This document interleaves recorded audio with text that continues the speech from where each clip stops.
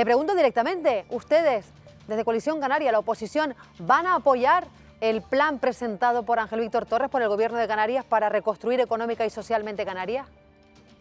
Muy buenas tardes a todos y bueno, agradecerles la llamada y decir que nosotros desde el minuto uno, Coalición Canaria ha presentado propuestas, ha intentado siempre sumar, arrimar el hombro para el bien común de Canarias. Es decir, vamos a participar también en este debate, vamos a hacer propuestas a este plan para intentar que sea un plan válido y efectivo para los canarios y las canarias.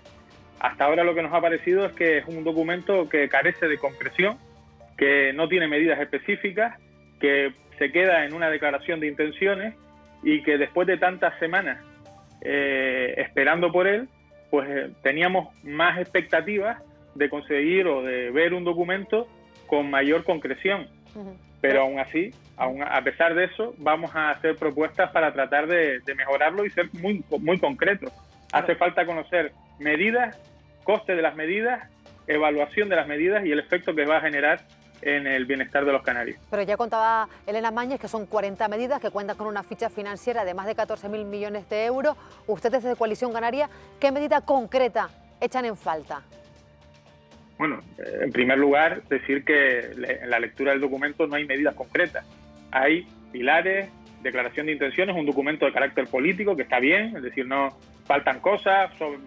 No quiero decir que el documento esté mal, sino que el documento no plantea medidas específicas de cómo lograr o alcanzar determinados objetivos que se plantea. Por ejemplo, pues en la simplificación administrativa.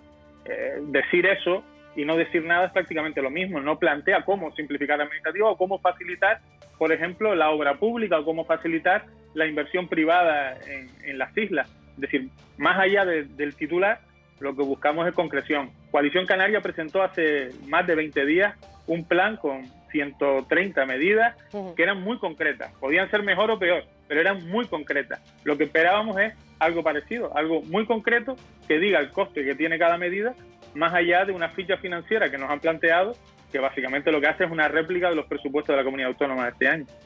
Juan García Luján. Buenas tardes, señor Rodríguez. Bueno, una réplica, pero que habla de 6.100 millones de euros más, en el sentido de los presupuestos de la Comunidad Autónoma de 2020 son de 8.000 millones y el plan presentado por Ángel Víctor Torres es de 14.250, el plan de ustedes era de 2.500 millones, creo que era, ¿no?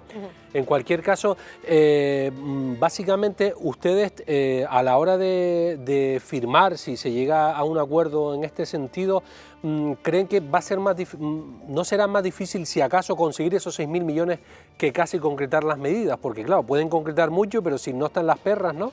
No van a pelear más, digamos, no hay que pelear más por las perras casi que ya se va concretando, pero vamos a ver si se consiguen el dinero. Coincido contigo en que efectivamente es más importante buscar la ficha financiera de cada una de las medidas que las medidas en sí, por decirlo de alguna manera. Cuando me refiero a concretar las medidas, me refiero a ambas cosas, a que la medida o la propuesta tenga una medida específica, pero que tenga además un soporte financiero. Es verdad que hablan de 14.000 millones de euros, que si vemos, los analizamos, son los 8.700 millones de euros de los presupuestos de este año y unos 5.500 millones de euros más que vienen o plantean, sin decir cómo, que son transferencias del Estado, aunque incluyen, por ejemplo, lo que está pagando el Estado a los ERTE, ¿no? A los trabajadores afectados por los ERTE. Algo que es un poco, en fin, abstracto. Quiero decir con esto que la ficha financiera no es eso. La ficha financiera es, oye, vamos a hacer un plan específico, especial de empleo a través de los cabildos insulares, por ejemplo, y ese plan insular de empleo va a tener un coste de X millones. Y eso, a día de hoy, insisto, no está ni planteada la medida, ni planteado cómo se va a pagar o cómo se va a abonar. Por ir más allá, no hay ni siquiera en este pacto o en este documento un análisis de cómo van a quedar los ingresos de la comunidad autónoma. Es evidente que los ingresos de la comunidad autónoma, como estaban planteados a 1 de enero de este año, pues, en fin, no tienen nada que ver con la realidad. Y ese análisis de los ingresos de la comunidad autónoma también lo echamos en falta, porque es evidente que va a haber un retroceso importante en los mismos. Ángeles Arencibia. Buenas tardes, señor Rodríguez.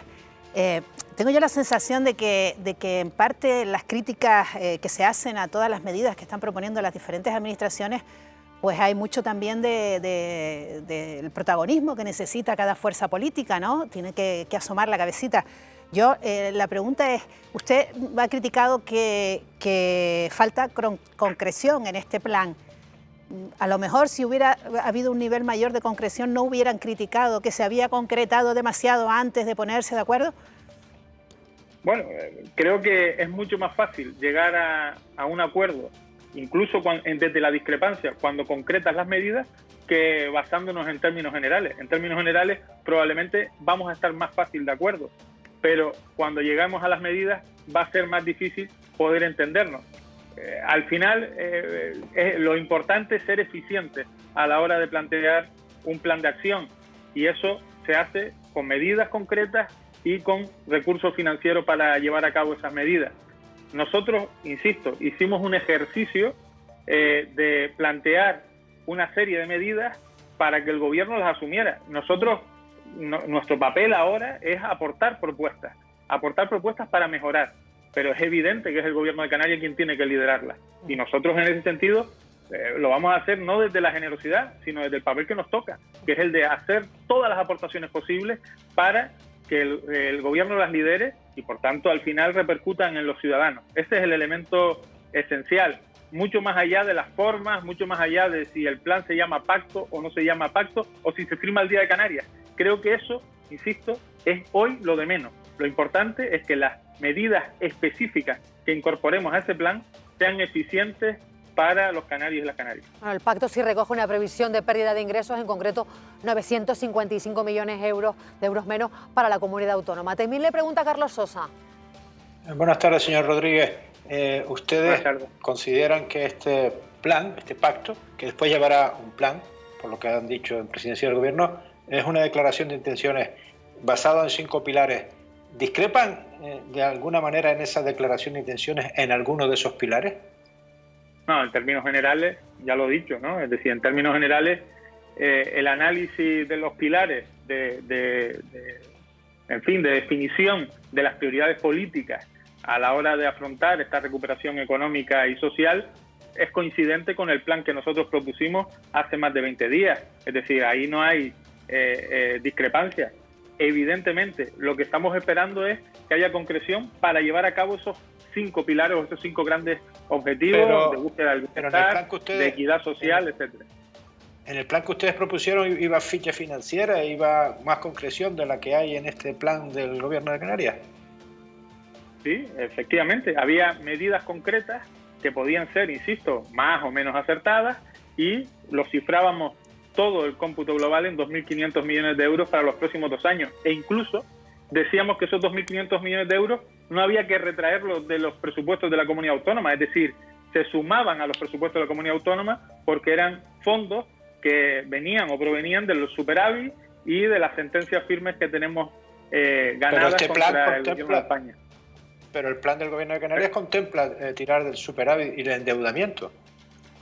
Y llega a más dinero. Vamos a ver.